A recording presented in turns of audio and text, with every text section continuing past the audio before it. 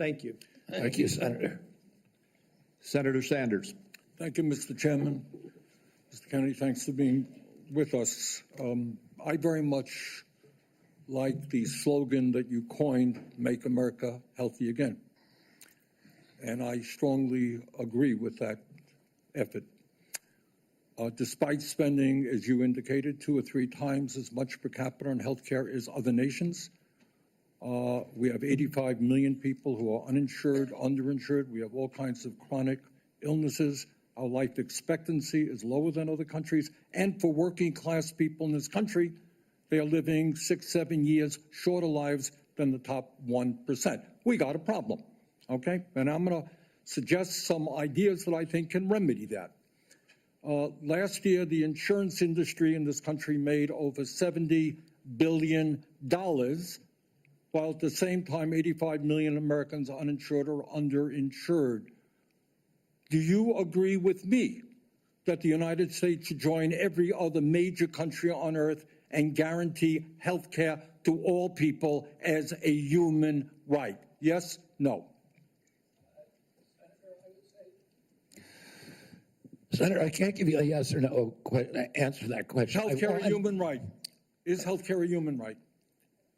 In the way that free speech is a human right, yeah. I would say it's different, because if with free speech doesn't cost anybody anything, but in healthcare, if you smoke cigarettes for 20 years and you get cancer, you are now taking from the pool.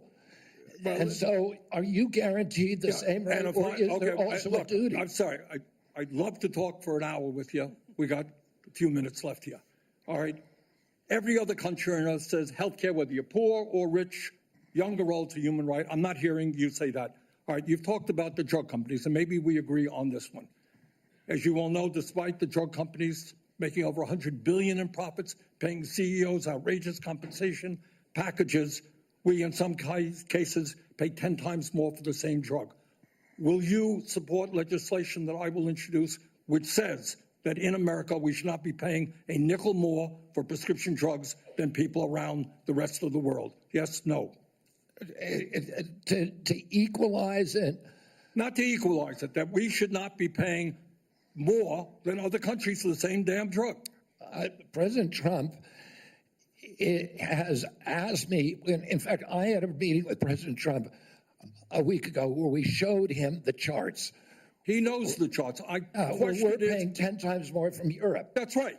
And are you going to commit to us that you will end that absurdity? I think in principle we can. We should end that disparity. Good. Okay. That's great. All right. I happen to believe that climate change is real, it's an existential threat, and it is a health care issue. Donald Trump thinks that it is a hoax originating in China. Question is, in your judgment, is climate change a hoax, or is it real, causing devastating problems?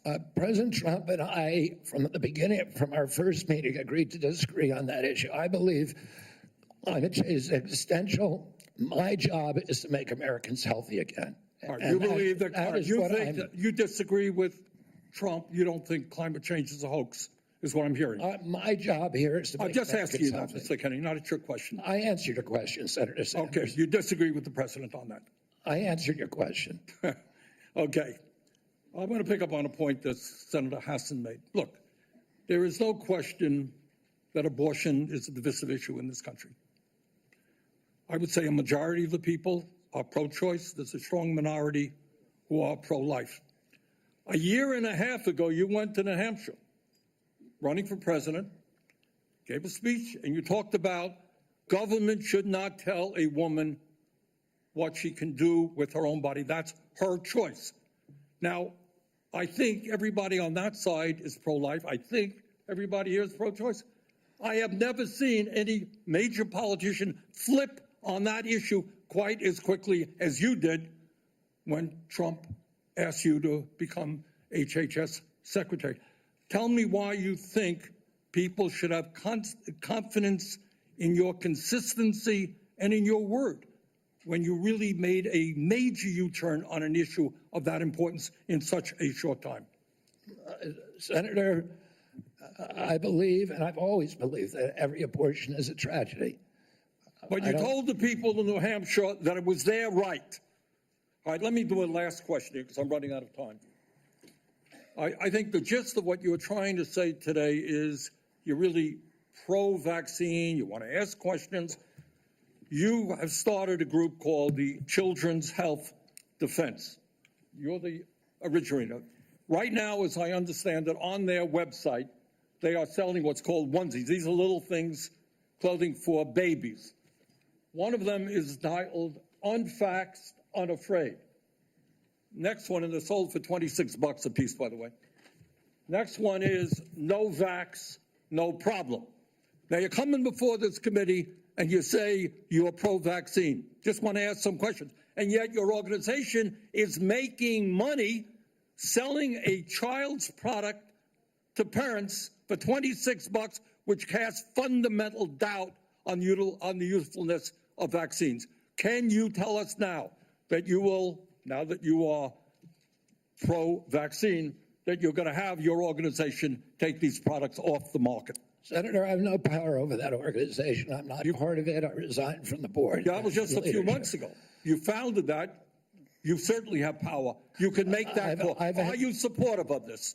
I've had nothing to do with leadership. Are you supportive of these onesies? I'm supportive of vaccines. Are you supportive of this clothing, which is militantly anti-vaccine? I am supportive of vaccines. I will. I want good science, and I want to protect. But you will not tell the organization you founded not to continue selling that product. Thank you, Mr. Chairman.